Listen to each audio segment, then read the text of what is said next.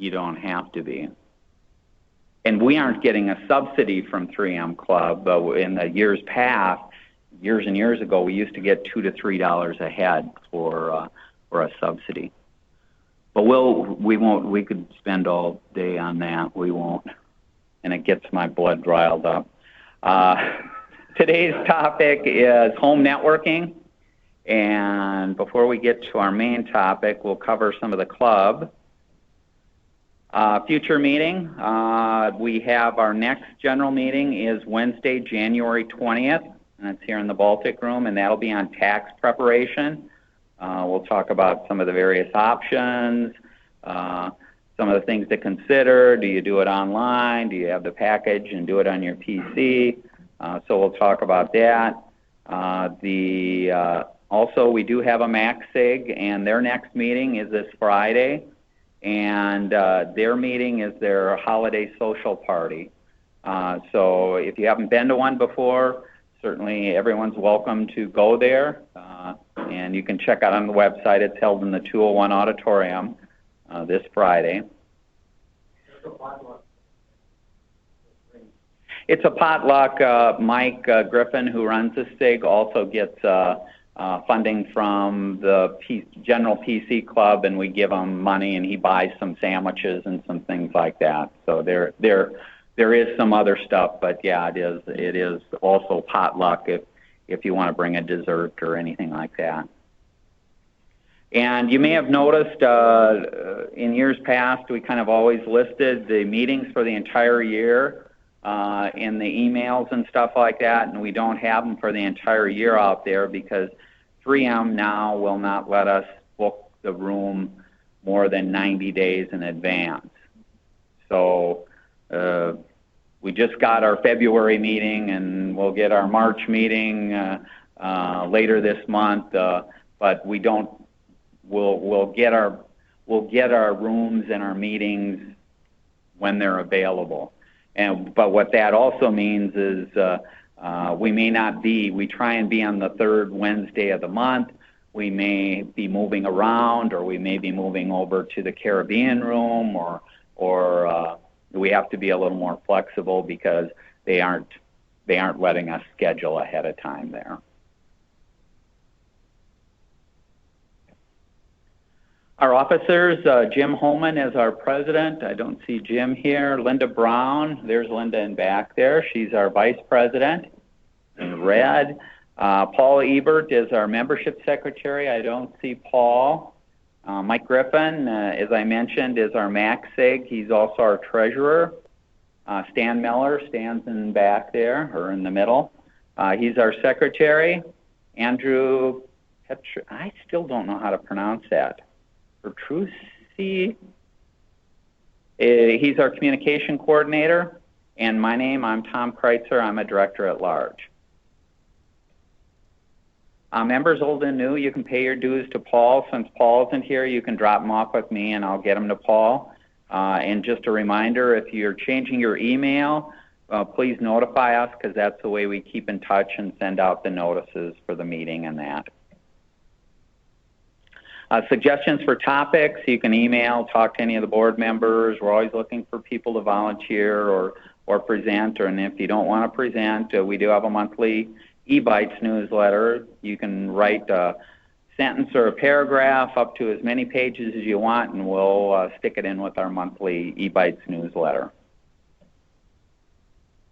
Website, we put out our past meetings, so if you miss a meeting or want to review something that we did earlier this year or last year or a year ago, they're out on the website, the slides and handouts. If we were able to record it, that's also out there. We have our deals section. eBites newsletters are out there, and the URL and the link is also on this handout. And this is a handout. If you didn't get one, they're at the back of the room on the table in the back there. PC Club survey was sent out about 3 weeks ago or so. If you could return it or fill it out, go online and fill it out by the 18th, this Friday, they'd greatly appreciate it. It's a long survey, we know that, but lets us make decisions on future topics and lets us kind of give you all an idea of trends within the computer industry also. So you'll see in my presentation today, I reference a couple of the statistics that we've gotten off of that. Any club questions before we get to the main topic? Okay. Our main topic is home networking, and it's needed if you want to share your internet connections, your files, your printer, and all the devices that you have. So many devices are now getting internet aware. With the number of laptops, tablets, smartphones, and other devices in the home, it isn't just nice to have anymore, it really is a must because so many devices now do connect to the network. I mentioned that we use statistics, and this is some from our last survey. Our last survey of our members, we had 80% of them have a home network, which to me was a little bit surprising because I thought it'd be closer to 100%. Simply because, again, if you have a smartphone and you have a tablet and you have a PC and you have some of these other devices, you're going to want to connect them and share stuff, whether it's your internet connection, whether it's files, whether it's printing. There's just so many things, as you'll see, that can be done with it. And, home network doesn't have to be expensive. For as little as $16.95, you can have a home network. And the reason I say that is this is a router that was recommended by PC Magazine, and that's $16.99. It's a wireless N router, and we'll talk about the standards a little bit later. It's not the most current, but certainly as a starter router or is an inexpensive router, you're not going to beat a price like this for a router there. So, those that have been holding back saying, oh, it costs hundreds of dollars or it's very expensive or stuff like that, no, it isn't. And so if you do have tablets and phones that you haven't hooked up to the network at home because you don't have a home network, there's really no reason not to have a home network anymore. Are there any downsides?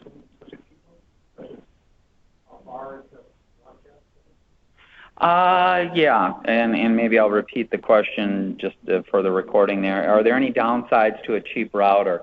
Yeah, I mean,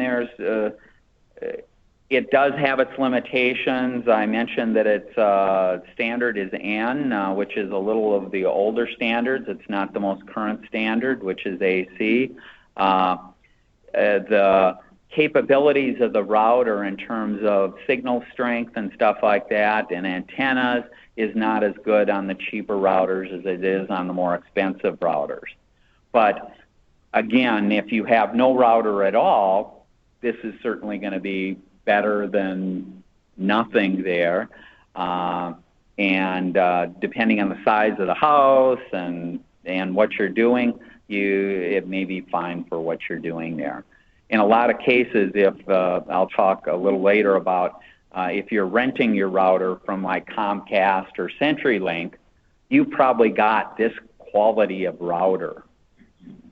So, people think, oh, they're going to give me a good router and stuff like that. No, really, they don't. I mean, obviously, they're trying to save money, and you're probably paying almost as much monthly for the lease as you could buying it, and we'll talk a little about that later too. Okay? Some of the components that you have, and the components up here, usually you start out, you have an internet connection because we all have to connect to the internet.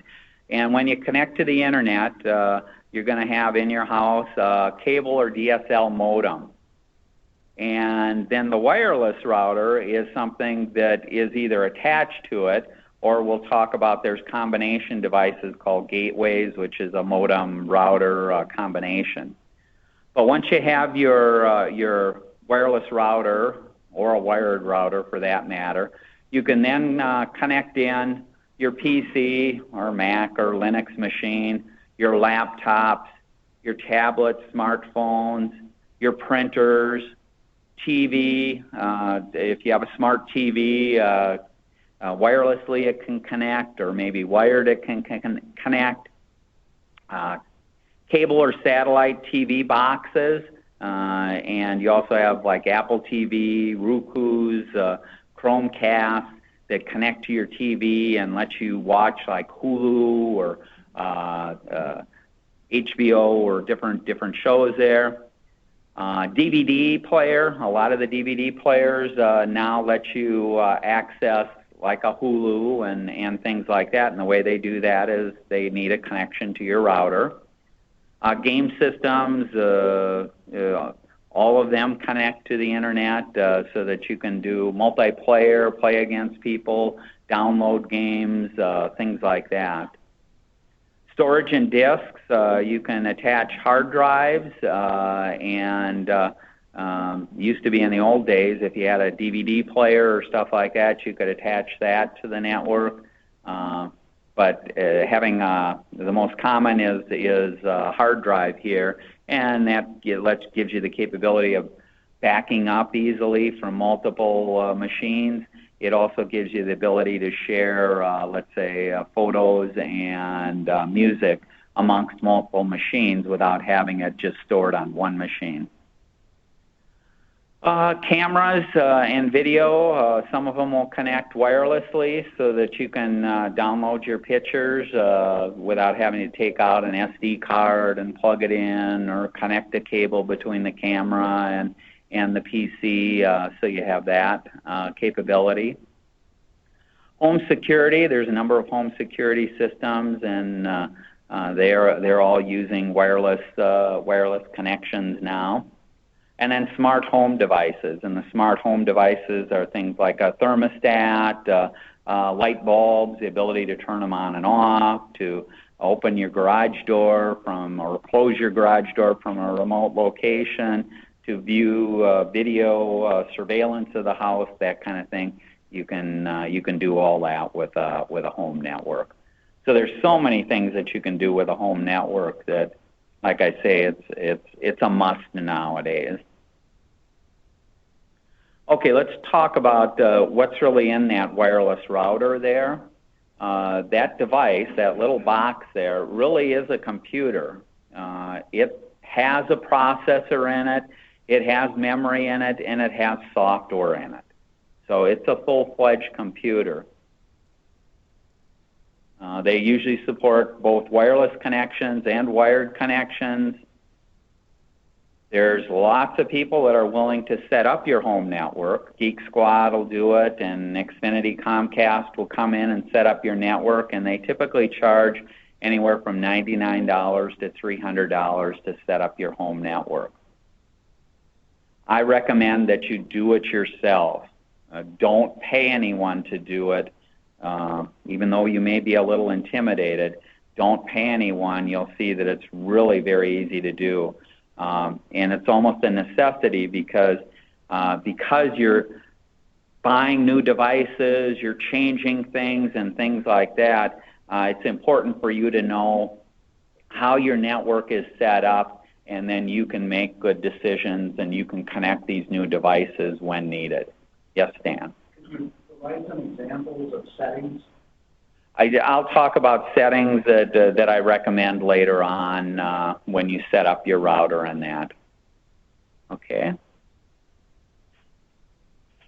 As I mentioned, setup is easy. You'll see that a lot of them will work right out of the box. You take it out of the box, you plug it in, bang, it starts working. You could connect your smartphone, you could do stuff, and as you'll see later, I recommend that you go in and start making some changes, because otherwise you're going with default settings, which then means that anybody can connect to your network who knows those default settings, and those default settings are out on the internet.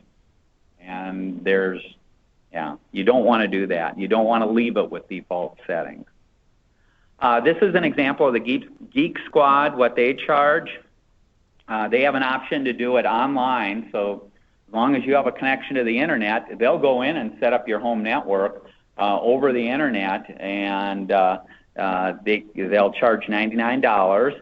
If you want additional devices, it varies between $30 and $40 each, and they give the network a name and they update the firmware, and you'll see all these things really are okay. It takes you 5 seconds to do it yourself.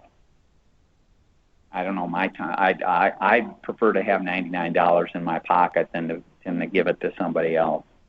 As I mentioned, do your own setup. Don't pay anyone.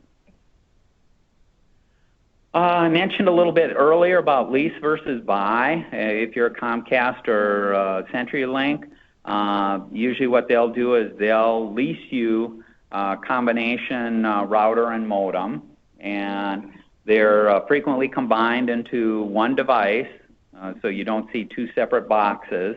And Xfinity calls theirs a gateway, but really inside there are two separate devices, one for the modem and one for the wireless router there. And most of the cable or DSL providers will use the combined devices, and they lease them anywhere from $7 to $30 a month. So if you look on your monthly bill, you'll see a little line in there that you're paying for that modem router. I do not recommend combined devices, and I don't recommend leasing. So I recommend that you buy a separate modem and a separate wireless router, and you're going to save yourself a ton of money there. Buying these separately, you can save anywhere from $100 to $360 a year. So in less than a year, they're paying for themselves. And when I expanded my Comcast service to include the VoIP phone, they insisted that I couldn't buy a modem, that they would only hook up their modem at their rental cost. Is that still true, or should I be on the market for a modem to replace the Comcast modem that does internet and telephone? If you look at the particular model that you have, you can go out to eBay, you can go out to Amazon, you can put in that model number, and you can buy the modem. Whether it's, I mentioned the combination modem Wi-Fi, but like you say, if you've got telephone service, that's extra logic, extra connections coming in and out. Well, you can buy those separately too. The other thing is, so Comcast connected, they insisted 2 years ago that they wouldn't. I just want to use it, and there is only one modem. You can buy it at Best Buy, but there is only one modem that is available for purchase. They work with internet. I tried to find, you could buy a router and a wireless setup, and there are ways, but it's more complicated than I wanted to do. yeah, you can end up with the multiple devices, which certainly adds a little complexity to the setup or cables that you have and things like that. But the way that the telecom standards are written today is they have to enable you to provide it. They'll encourage you to lease it, and they will only support the devices that are leased from you. If you have a problem with a modem, they're going to say, if the cable coming in, if the signal coming into your house is okay, and they have to come out, they're going to charge you. So there are some things there that you then become the owner of the modem. When you buy your own modem and you buy your own router, you are the owner of the modem and the router. And as such, if there's upgrades to be done, because standards do change both for the modem and the router, that means that you have to upgrade your devices there. Yes? Maybe a topic for another session. Home systems, for instance, those kind of mobile devices, you get an extra cell phone. It's about $350 for home systems. You get rid of it. Yeah, Comcast for your phone, I mean, personally, I don't have it, and I wouldn't recommend it because it's a case of, I think I've mentioned before, my phone here, when I go home, my phone Bluetooth connects to a system inside my house and then rings like you were just talking about, 4 phones within the house, anywhere in the house. I can pick it up on any of those phones, and I don't have to have a landline. I don't have to have a Comcast telephone service there. So there are different ways of doing some of these things. But yeah, it's important that you can't just go out there and say, well, my friend has this modem, let me buy this. You have to make sure that, and usually if you go out to the CenturyLink site, if you go out to the Comcast Xfinity site, you will see the modems and that they support. So they will list the devices that they support and that are at the standards which they want you at. Okay? Maybe another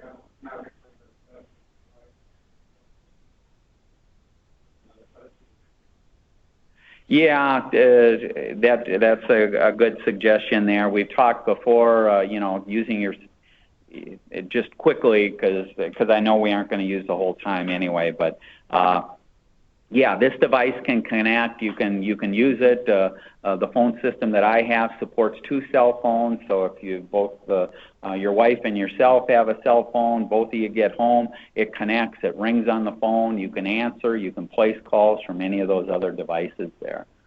If you want an additional phone line, not using the cell phone because maybe you want the capability when the cell phones aren't at home, there's things like I've talked before about Magic Jack.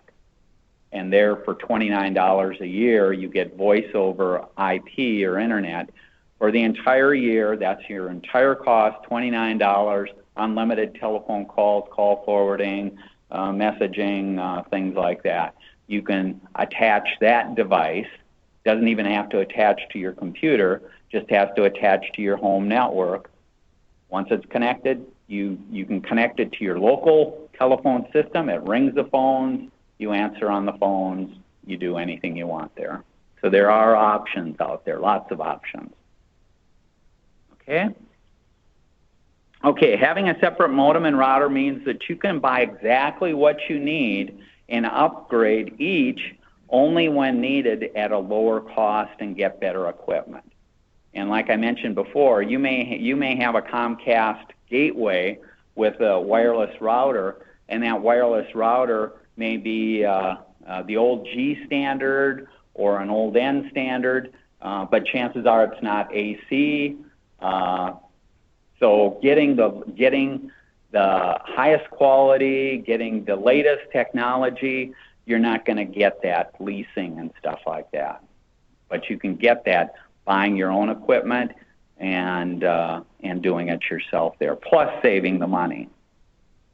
And in terms of like the modem, I've been with Comcast a number of years, and I think I mentioned, and I don't know if I have it here.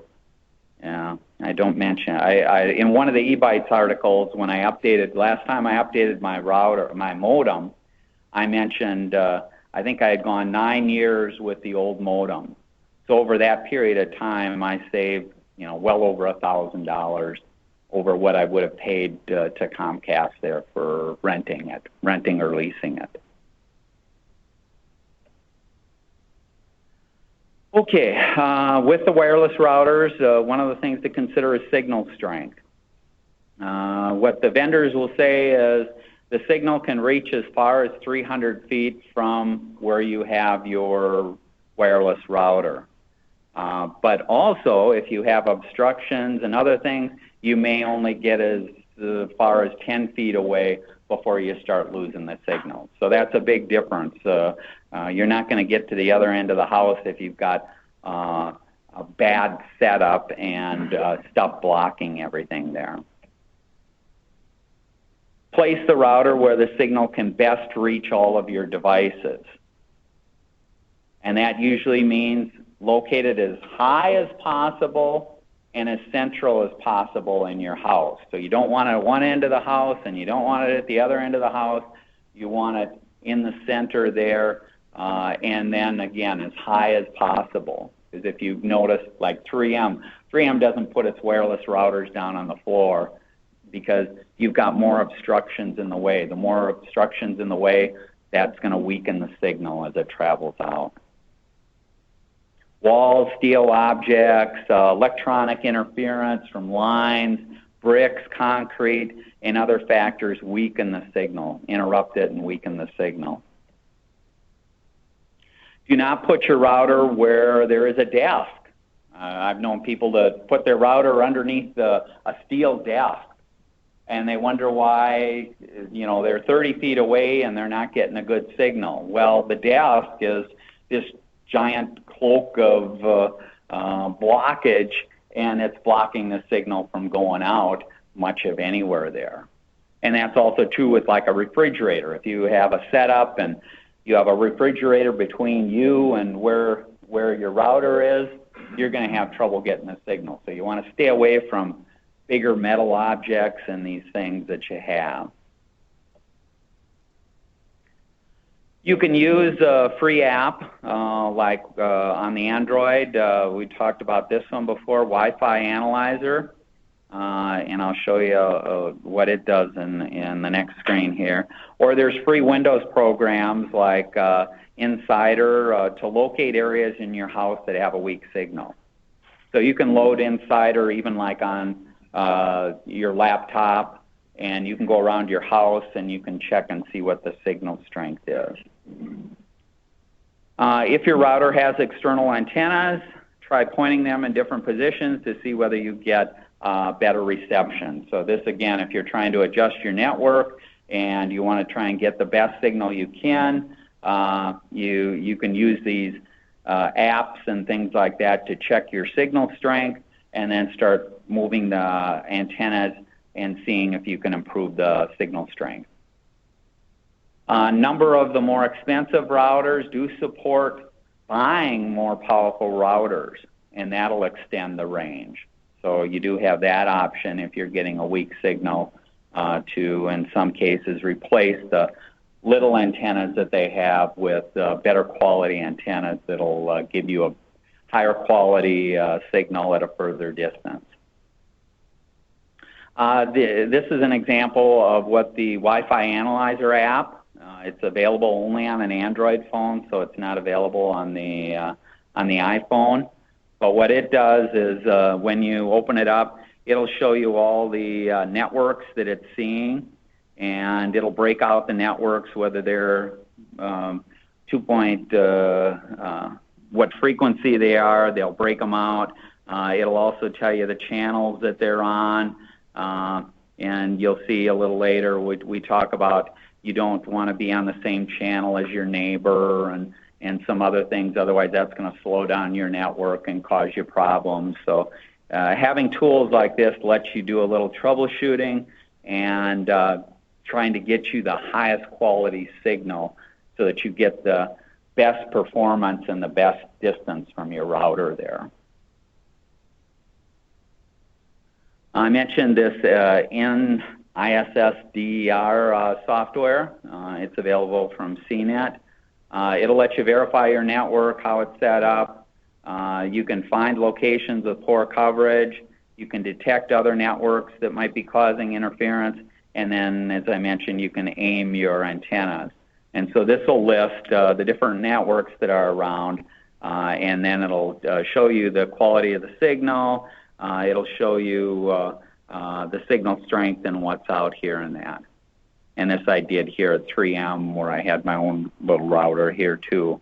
So my router was called PCC Demo, and these are the other 3M networks that were available within this room here. Okay, wireless connections, signals. We mentioned earlier the router for $16.99. If you've got a small house or an apartment, that $16.99 router is probably going to be fine for you. You aren't going to have any issue. It's going to be able to give you a good signal to all the rooms and no problem there. But the problems start coming in where you get a larger house. If you have a larger house and need better quality coverage, you either have to end up buying a higher end system or buying what's called a range extender repeater.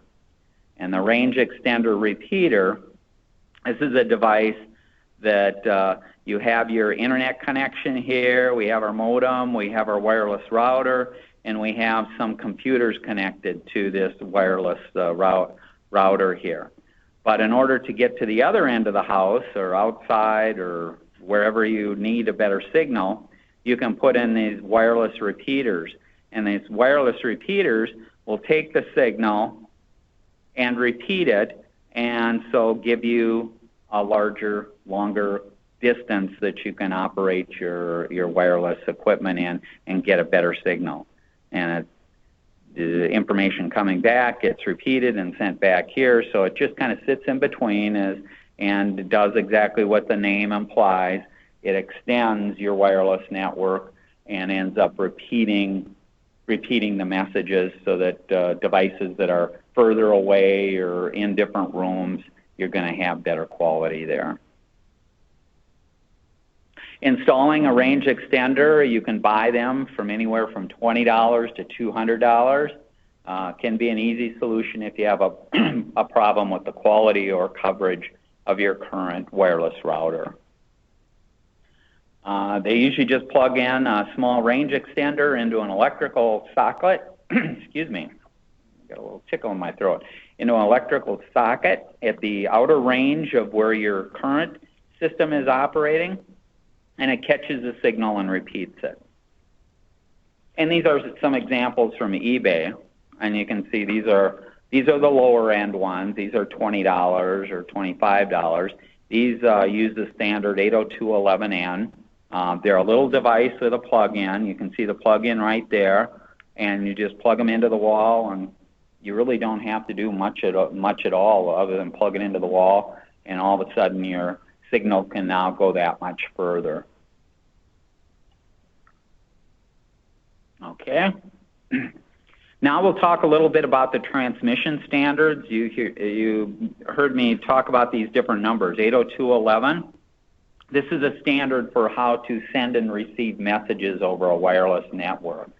And over the years, the standard has improved. When you buy a router or extender, it's going to be designed. We're being invaded by aliens. When you buy a router or extender, it's designed for one or more of these standards there. The first one that was available for most people is 802.11b, and that came out in 1999. It's the oldest and the slowest standard. It has a maximum speed of 11 megabytes at 2.4 gigahertz. In 2003, they came out with G, 802.11g. That has a max speed of 54 megabits at the same 2.4 gigahertz frequency there. So about 5 times faster, but on the same frequency there. The N standard, 802.11n, came out in 2009. That has a maximum speed of 600 megabits at 5 gigahertz. So that's about 10 times as many bits per second, and also supports a different frequency. And this different frequency is important because the 2.4 gigahertz frequency tended to have a lot of interference from microwaves, from cordless phones, from a number of devices. So that's part of the reason that they went to the different frequency range to have less competition and less interference there. The most current one being used is 802.11ac, and that was introduced in 2013. That has a maximum speed of between 1,300 and 7,000 megabits. at 5 gigahertz also.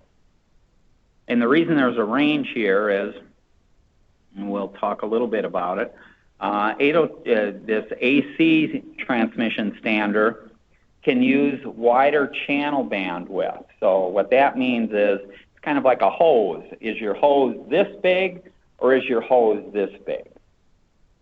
And the wider the frequency band, the more information that can be pumped through at the same time. The narrower the frequency band, the less information. So there's more information that can be passed through because it can use more of the spectrum there.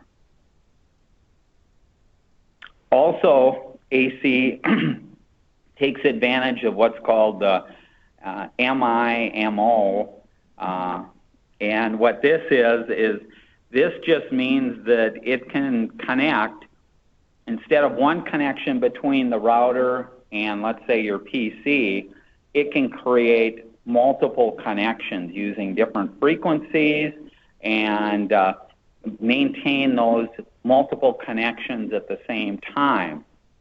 So it can have up to 8 conversations going at the same time, which means that it could be 8 times faster than if you don't support, if you only have the one connection.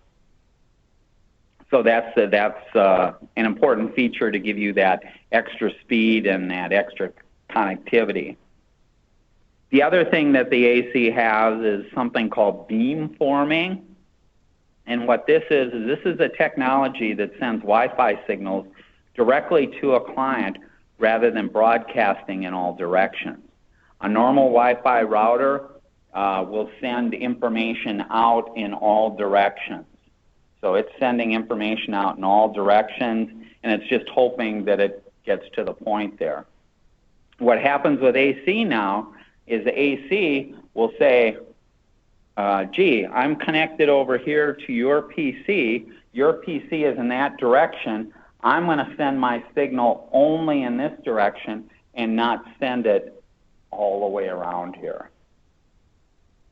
What that means is there's less interference with other devices that may be also talking to your router because they don't have to interpret some of these other signals. Is that a signal for me? Is that a signal for you? So there's less network traffic that each device has to interpret, which makes everything faster also. But the beamforming is a technology that you do need special antennas in the devices to be able to do that. Okay? You have an old laptop that only works again. Getting an AC isn't going to help you. No, if your laptop only supports N, you buy an AC. We'll talk about it in a minute here. If you buy an AC, it's backwardly compatible with all these other standards. So you can also configure it to support these other standards. And if you have an N, it can support N, G, and B. If you have a G, it can support B. So if you have older devices, which there certainly are, usually in a larger home network, you may have a number of devices on a number of standards.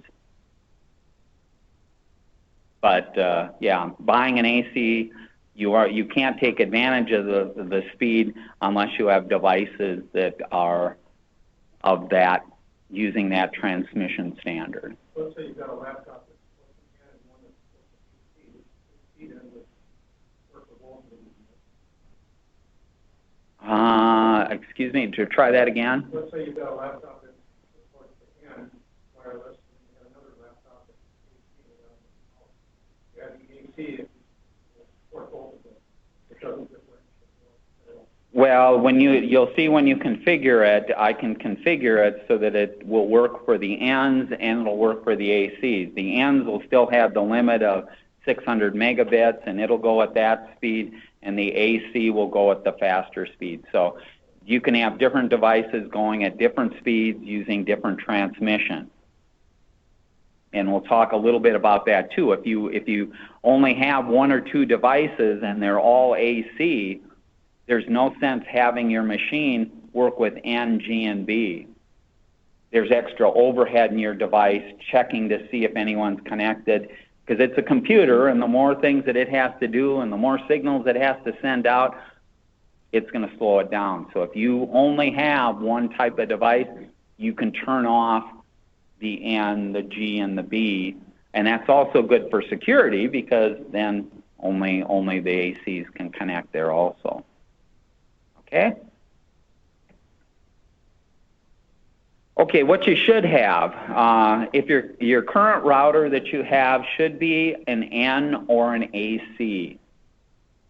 If you have an older standard, a G or a B, you should be buying a new router because you're going to get better speed, better security, and again, $16.95 you can buy a router for, so cost shouldn't be the issue there. If you're going to buy a new router, I'd recommend buying AC, simply because if your smartphone isn't AC compatible, probably the next one that you get is going to be AC, or your tablet.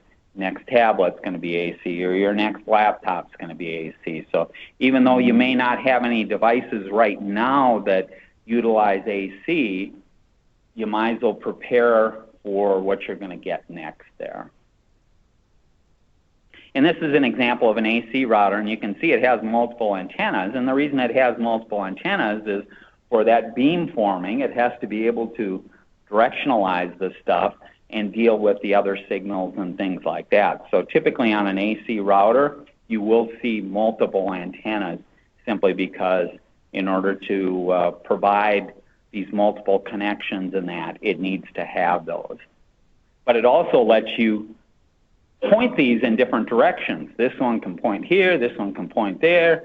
So if you are having problems in the house, you can improve your reception and stuff like that, and may not need a repeater or that in the house to or an extender in the house to extend it if you can point these in the right direction.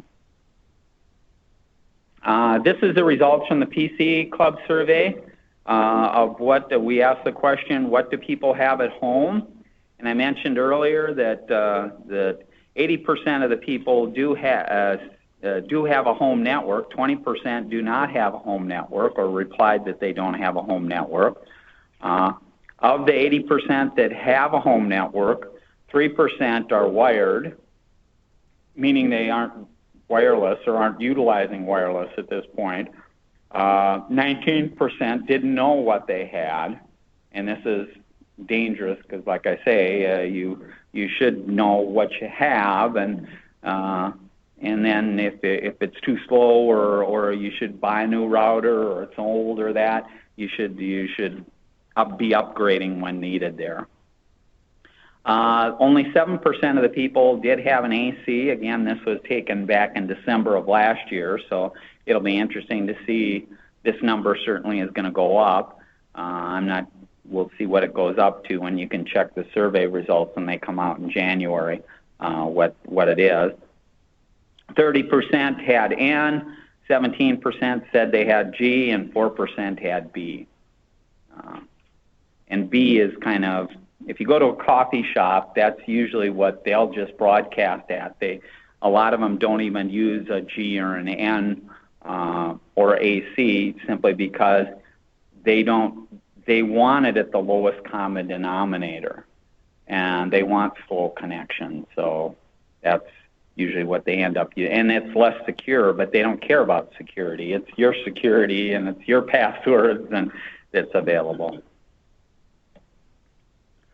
Wireless routers, as I stated earlier, don't lease it. Don't lease a router from your cable or DSL provider. I just mentioned this, that if you are going to be stubborn and lease a router and continue with Xfinity, I've mentioned this before, what you want to do is by default, the Xfinity leased routers will create both your home network and a public hotspot called Xfinity Wi-Fi. This Xfinity Wi-Fi is available to anybody that has an Xfinity account, can connect to your router and use your bandwidth and connect to the internet. And what I recommend doing is turning that off. Turning off it will increase your speed and security, because if you have both of these networks going and your neighbor is using your internet connection for free there, if you have, let's say, a 40 megabit line, he's using part of your 40 megabits, and yet you're paying for it. So why would you want to open that up to anybody there? There's over 1 million Xfinity Wi-Fi hotspots around the country. Xfinity even has an app, and it'll show you where those hotspots are. It shows you the business locations. It doesn't list the home locations, but again, any Xfinity customer can connect. Now, I find this handy because I am an Xfinity customer. I go and visit my parents in an apartment building. Almost anywhere in the apartment building, I can connect to somebody else's Xfinity and get my Wi-Fi connection that way. So it is handy if you are an Xfinity customer, but it's not something that I do on my home network and leave it open for other people to use it for free.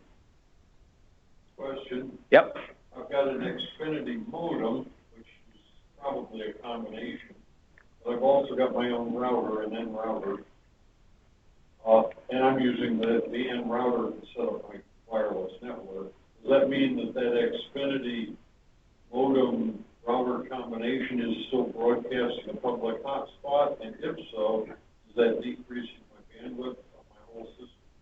Yeah, the chances are the simple answer is yes. Unless you've gone in and turned off the Wi-Fi capability on the Xfinity gateway there, it's still functioning as a wireless router. It still has the capability of having these guest hotspots and things like that. So just because you've added a device on there doesn't mean that anyone went back and turned it off on these other devices. Okay? These are examples of PC Magazine listed some of the best routers, and again, it's on the handout. And if you don't have a handout, there's handouts in back there.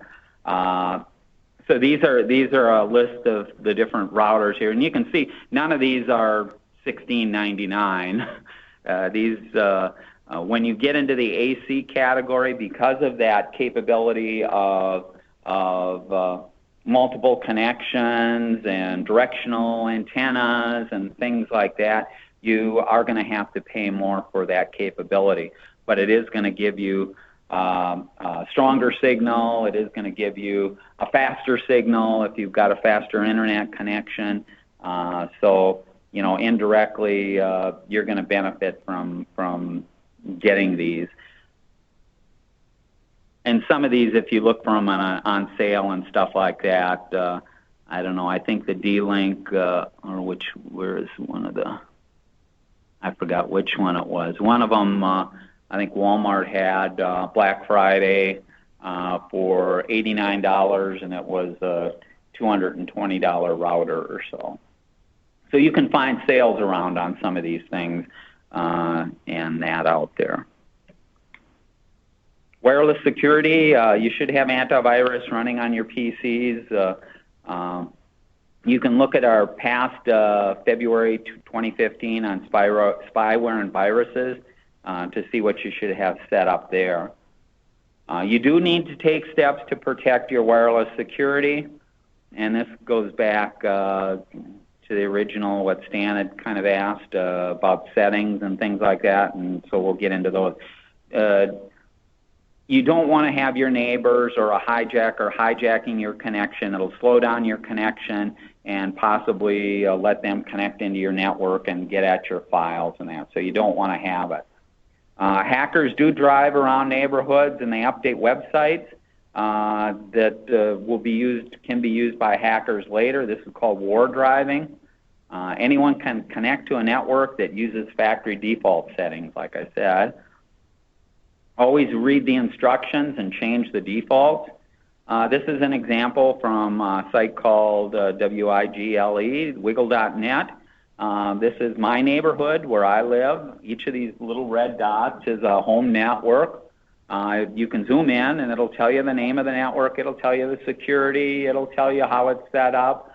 And so it's nice information if you're in another town and you're looking for free Wi-Fi. You can find free Wi-Fi just by going out to some of these. But realize that hackers also keep track of this stuff and know where to zoom. Once you plug in your router, like I mentioned, most of them will start working with the default settings. And a lot of people are really happy. Oh, I was able to connect my tablet. I was able to see the network, or my wireless printer is working. And you don't be overconfident there because it's using default settings. You have to, or you really should go in and change those. Otherwise, you're leaving your machine open for hackers and anybody else to take over there.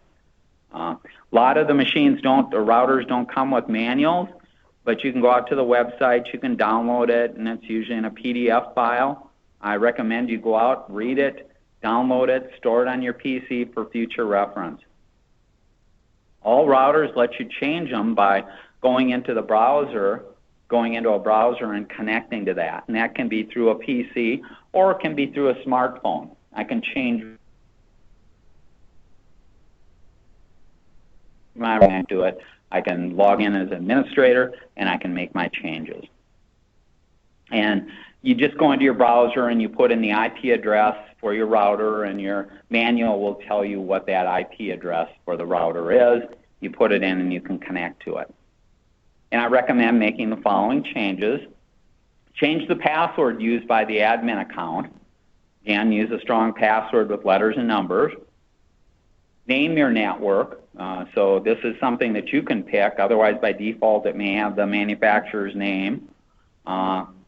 Use an SID number with numbers and letters that only you'll know. You can also turn on whether that's broadcast, whether people can see it or not. And I recommend that you hide it so that other people won't see it. The trouble is, if you do hide it, some devices have trouble connecting to it. So if I hid my network and then tried to connect to it with my phone's not going to see that network. I'd have to kind of manually go in, type in the SSID, and connect to it that way. Or, like I say here, what you can do is you can unhide your network for a couple of minutes, connect to it, and then turn off so it's hidden again. Because once you've got a connection, you aren't going to need it visible again. Most routers use channel 6 to broadcast their 2.4 gigahertz signal. I mentioned those utilities let you see what some of your neighbors are using or what other devices are using so that you can switch which channel you're broadcasting on to get a better signal and to get better quality. The other thing you need to do is set encryption, and this prevents people from seeing what's being passed on your network. WEP is a form of security. It's poor, it's old, it's easily broken. Most of the public hotspots use WEP. So if you go to a coffee shop or you go to your auto dealership, they're not putting any security on. WPA is okay. WPA2 is the most current standard, and it supports strong passwords along with 128-bit encryption. Another way to connect for security is called WPS. WPS, essentially you turn it on at your router. My smartphone here, I can let it automatically connect. And then I don't have to put in passwords, I don't have to put in stuff, but it's a process that you have to log into your router as an admin and turn on to let the device in. 802.11ac routers default to support, I mentioned, the older standards, BG&N. If your devices all support the AC standard, I would turn off supporting the BG&N. As I mentioned, it'll make your system faster and less hackable there too. Some routers support a second guest network. So I mentioned Xfinity sets up that guest network. Some of these other routers also let you set up a guest network. I don't recommend that. If you have people that have to use your network, certainly you can let them connect to your network and not set up a separate guest network. Guest network is going to slow down your router and opens it up for the possibility, again, of neighbors or somebody else coming in there also. Another thing you can do if you want even more security than what I talked about. So what we talked about so far is the basic settings, and you can do that in five minutes or so going into your router. Optionally, you can control exactly which devices connect to your network doing something called this media access control address. And each device like this has an address. I can just let this device connect. I can just let this PC connect, and no other device is ever going to be able to connect to it. I can limit it that way. And then if I do have a new device, I have to go into the admin, I have to add in the MAC address for the new device, and I can control security that way. But that's a more advanced option. I don't recommend it for most people, but if you're hypersensitive to security, there are ways to control it. Adding or upgrading your router may require you to call your internet provider. So you can't just unplug the modem or that Xfinity gave you and plug in your new one and have it work. There's usually a procedure. Some procedures you can go and do it online. Others you have to call the 800 number, and they'll ask you for certain addresses and certain identification of your router there to enable that router or modem to work there. If you've got a separate modem versus router, you should probably just be able to plug your new router into the modem that Comcast is already allowing. That sometimes works. Some of the older setups, even for Xfinity, would limit the MAC ID to one device. And so when you replace a router that has a MAC ID, and unless you do, there's an option called cloning where I can make my new router look like my old router's address. You may run into some problems. Just be aware that try it, and if you do run into problems, you may have to contact them or look on their website to see if there's a way to change it. I mentioned here if you have kids, you can, because that router is an intelligent machine, it's a computer, a lot of them come with, well, everyone comes with scheduling so that you can limit access to certain days and certain times. So if you wanted your kids, you weren't home during the day and you didn't want them connecting to the internet, you could say, I'm not going to let their devices connect to the internet between the hours of 8 in the morning till 5 at night. And only from 5 to 7 can they connect to the internet. So you can limit and set times for when devices can actually get a connection and do things. A lot of the routers now do come with USB ports on them, and that enables you to share a USB drive. So you could hook up a hard drive and share it for backup or sharing files or that. Backup and sharing there. New Wi-Fi printers don't need any configuration at the routers, and if you don't have a new Wi-Fi printer, Black Friday again, I think Walmart had the printer that I have at home, which is a HP 2541. They were selling for $19.95. The Wi-Fi printer, lets you scan, fax, and print. Most routers offer QoS or wireless media extension, WMM. These let you set priorities on which devices or services should get priority if there's a lot of traffic on your network. I don't recommend any setup of these because if you're having problems with that, buy a faster router.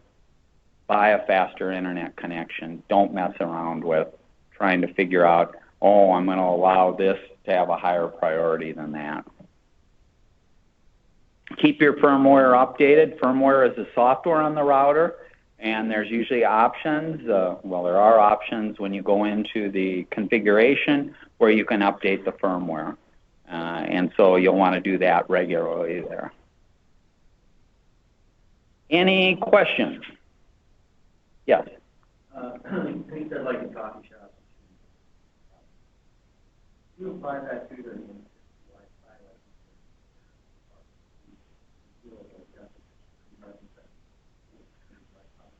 It depends on how I've connected, and that's where you kind of have to know how you connected, how much security there. So these applications that I talked about will tell you how that network is set up. And then depending on how you connected, you may be going in at the lower security or you may be going in at the higher security. And if you're going in at the higher security, certainly you can trust those more than if I go in at the lower security, just assume that anybody can see anything that you're doing. So in general. Right. Yes. Do the range extenders slow down the speed of that? Well, the range extender's function is to take a signal and pass it on. So if there's no other devices out there, it's really not going to slow down the signal. Obviously, if you start adding another PC or another smart light out there and things like that, it's more extra traffic on the network. It's a minimal amount of traffic, but then everything starts adding up. You'll see I showed a couple of examples of extenders in there that you plug in. You can even buy some of the smart light bulbs now that are range extenders. So it's a combination, controllable light that you can turn on and off, but also they realize that it's kind of nice to have that extender up higher where a lamp is or a light is. So they built, into the LED modules, and for the light, they built a Wi-Fi network in there.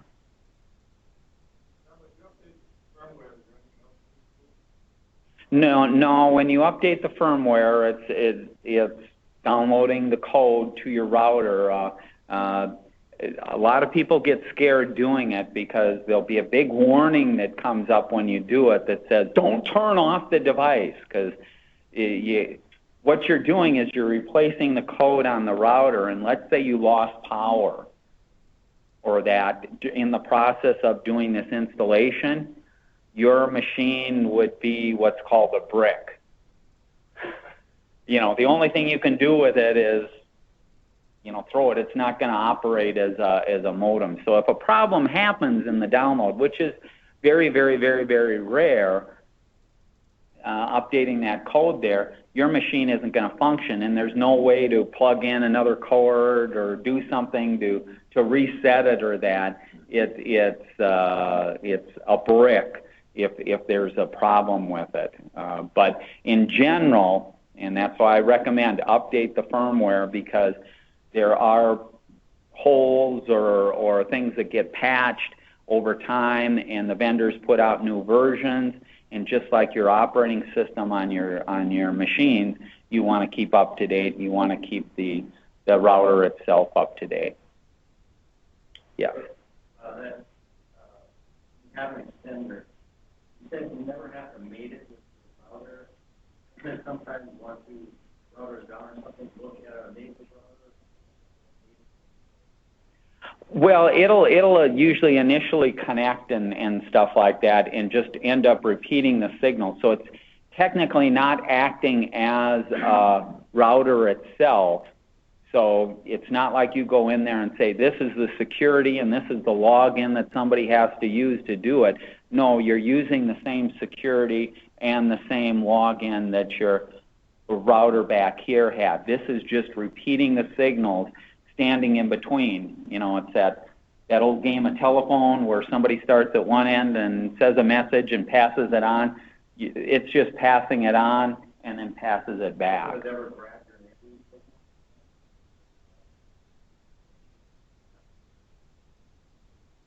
Well, if it gets a nice strong signal from your neighbor, it is going to be repeating that. It's just that you're never going to be connecting to it, and you're never going to be doing anything with it. You know, wireless signals are wireless signals, so if there's a wireless signal from my neighbor, that's affecting my phone. Now, once I connect to my network, I'm only talking to my network. But prior to me connecting to my network, if I look out here, I can see all the network signals all over the place. So it's possible you're in the garage and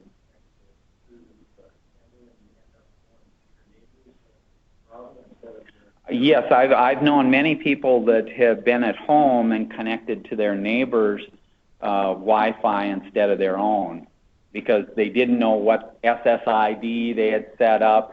They didn't know, they didn't know that they needed security because a number of the networks don't prompt for a password. And so you have things like that, you know, all they know is, I got a connection, they're happy. You know, where that connection is, not so much important there. The range extenders have their own MAC address then? Technically, no. I mean, logically, yes, but technically, no, because it won't look like... The reason I ask is if I do have my MAC filter set up, so that my router will only recognize MAC addresses I've allowed. So if I put in a range extender, I would have to allow... Most of the smart ones will pass it along. So if I use this device to connect to my home network, you know, this is the MAC address that I'd have registered. The extender is going to pass this MAC address on to the Wi-Fi network and use that. No, I was thinking of the range extender itself. The range extender itself, that's where you have things like cloning and that. So the range extender is cloning and sending, in most cases, the MAC address of the device connected to it, not its own MAC address. The router isn't going to be looking for an allowed MAC address out of the range extender itself, is what I'm asking. You shouldn't have to set that up, no. It won't know that the signal from the repeater versus... Yeah, all it knows is it's getting a signal from this MAC address and responding to that. It doesn't know that it hopped through one or more repeaters in between. Because you could have multiple repeaters. If you had your mansion and that, you could have multiple repeaters, each sending it along. Yeah. This is sort of coming from another end. Laptop computer was working just fine on the Wi-Fi system. And recently, Windows 10 did an update. All of a sudden, this particular laptop, it connects, and then after a few minutes, it disconnects. And then you have to reboot, and it'll connect up again. And I did some searching online, and they asked what's the Wi-Fi receiver card in the laptop. And when you get that information, it says this is no longer supported by Windows 10. And I look for updated drivers, and you can't find any for this. Is there something that you can do about that? You replace the Wi-Fi receiver card? Is that a difficult thing to do? Yeah, if you've got an old receiver card, and certainly that's what happens with devices over the years, the drivers are no longer supported when you move to new versions of Windows or whatever, or they don't have a 64-bit driver, and the driver was an old 32-bit driver because that's the technology it was written for. Yeah, there's different options that you have. One option is you can usually disable the receiver card that's in the laptop. You can get a USB Wi-Fi device that plugs into the USB. Now, that isn't exactly the optimal because if you have an old USB 1 machine, you're limited with the speed of the USB connection itself. Doesn't matter if you have an USB AC connector, you aren't going to get fast speed going through a USB port. So in that particular case, you have to kind of take a step back and say, is it time to buy a new machine? And as an example, the example that I use to people is I was out on Black Friday, like I always am, and I was in Walmart, and for $129, I bought a Windows 10 machine with 4 gigabytes of memory, 32 gig of solid state memory for $129. I mean, the odd thing was before this latest Windows 10 update, it was working just fine. Well, that's where you get back to the drivers. You know, if you want to live with an old version of Windows and with the old drivers, by all means stay there.